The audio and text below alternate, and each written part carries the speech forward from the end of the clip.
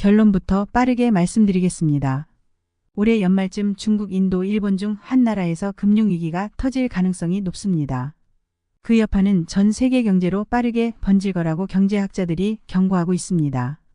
특히 중국은 이미 부동산 시장이 붕괴되고 있고 경제를 막으려는 강력한 둑 위로 물이 넘치고 있는 상황입니다. 안녕하세요. 노년대책위원회 노박사입니다. 중국의 둑이 무너지면 금융위기가 본격화될 거라는 우려가 있습니다. 금융위기가 시작되면 광기, 패닉, 그리고 붕괴라는 세 가지 단계로 이어진다고 합니다. 광기는 사람들이 무리하게 투자하는 현상이고 패닉은 갑자기 불안해져 모든 걸 팔아버리는 상황입니다.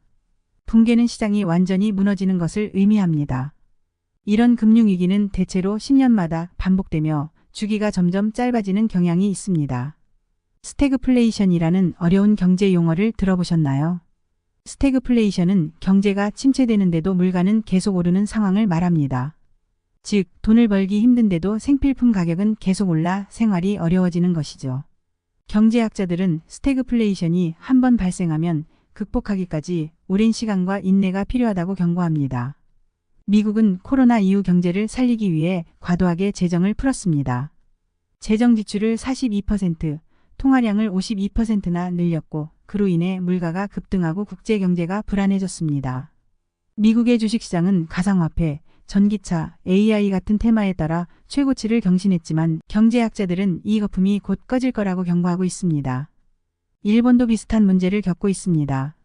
일본의 초저금리 정책으로 엔캐리 자금이 외국으로 빠져나가고 있습니다. 엔캐리 자금은 일본에서 싼 금리로 돈을 빌려 다른 나라에 투자하는 자금입니다. 만약 일본 경제가 더 나빠져 엔화 가치가 떨어지면 이 자금들이 한꺼번에 빠져나가며 일본 주식시장이 붕괴될 위험이 있습니다.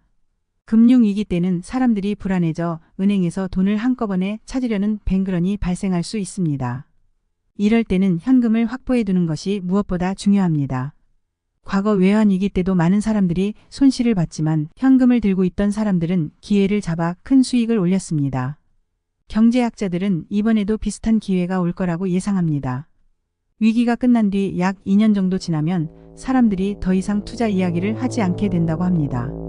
그때가 바로 적절한 투자 타이밍이라고 합니다.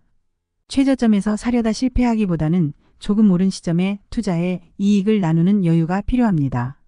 지금은 현금을 모아두고 신중하게 준비하는 것이 중요합니다. 위기는 언제나 예고 없이 찾아오지만 그 후에는 반드시 기회가 옵니다. 여러분의 현명한 선택이 이 위기 속에서도 빛을 발할 거라 믿습니다.